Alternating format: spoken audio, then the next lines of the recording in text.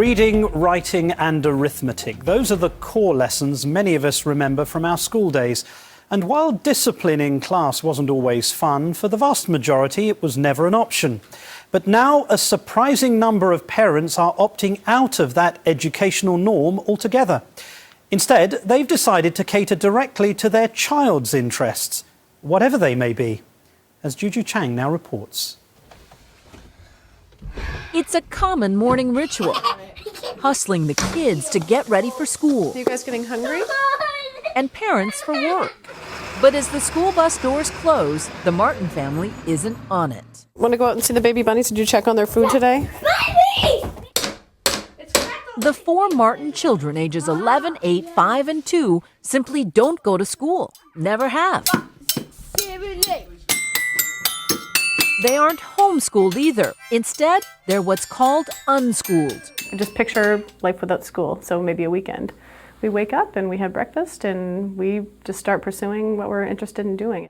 Mom Dayna Martin doesn't think her kids need to go to school to learn their ABCs. Doesn't a child need to know who George Washington and FDR and JFK were? I don't know. Do you think they do? Do you think it's necessary? Your mom lets you kind of read and study whatever you want? What about like math? Does she ever force you to do math? No, not really.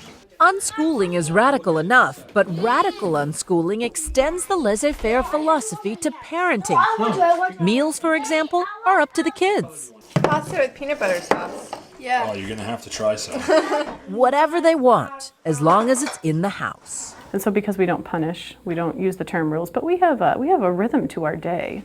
Dad Joe works from home building wooden toy sets.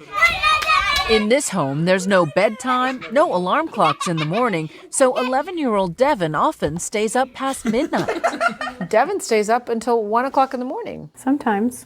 And I'm so happy that he does and that he has that time to himself. He can have a nice 3-4 hours with Joe or just me. Fighting again.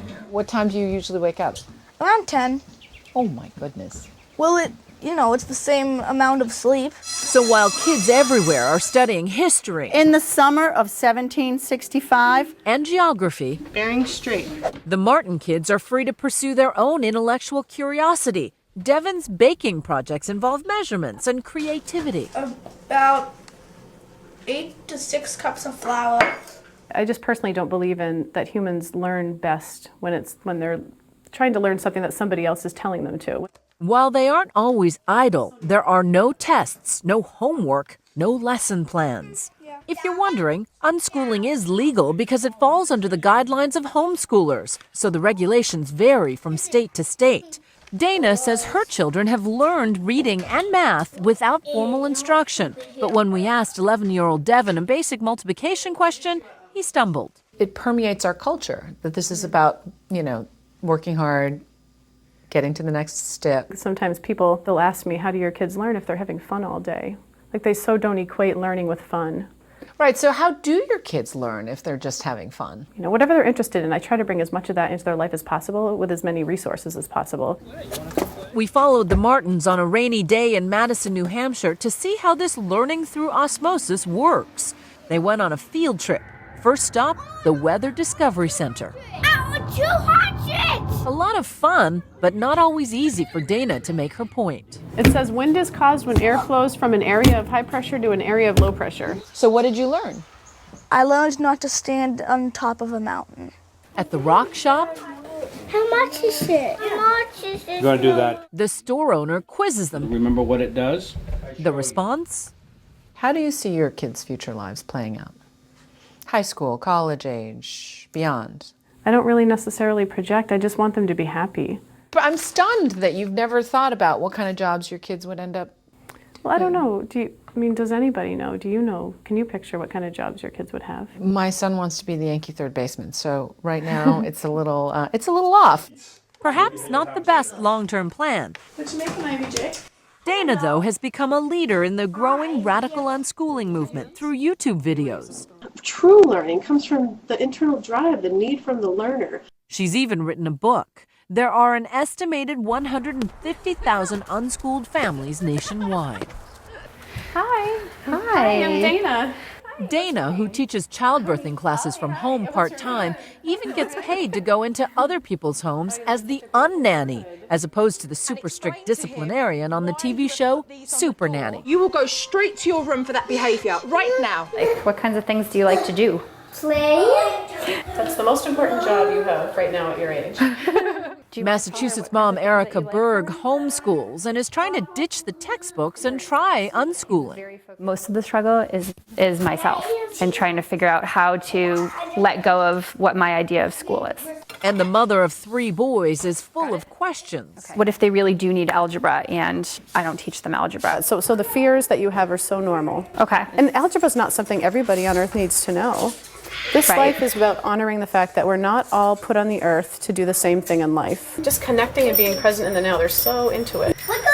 It's one thing to follow your child's lead in learning, but what about discipline? You can stay in the backyard and use this hammock while we're here, okay? Please. 4-year-old Henry wants to go play on the blue hammock in the front yard. At first, his mom forbids him. But then Dayna intervenes, saying the no could easily be a yes. Why can't he go on the blue hammock? We can just as easily move on over here and still have everyone's needs met. No, that's perfect. So yeah, let's do it. All right. In your mind, what was the most interesting tweak that you were able to make? One of the things I love to do is sharing how a child feels if a parent isn't necessarily seeing that. Because he has a real need for going in it, and his needs are just as valid as ours. Right. But the kids say what they need is a whole bag of cookies. Mommy, how many can we have these? I don't know, 3 or 4. We're all set with the cookies, okay? Dayna encourages Erica to try letting her kids have it their way. You know, when you set up things with limits, you're setting up a scenario of kids sneaking things. Yep. I don't know if that's ever happened. Oh, yeah. Erica isn't quite sure. I just feel like if they ate the whole bag of cookies, they're off the wall. I think that's something that's going to take me a while to work on and feel okay about. You're doing awesome. Thank you. Back at the Martin household, Devin's baking project passes the test. Do you ever wonder, I wonder if I could go to school too? Well, I could if I wanted to. But you don't want to? No, not really.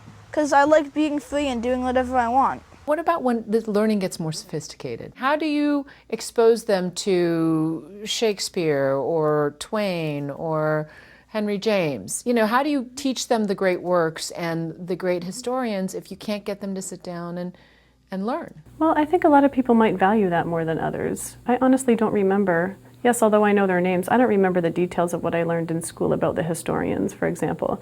Was that good like that? Details her children may never have the chance to forget.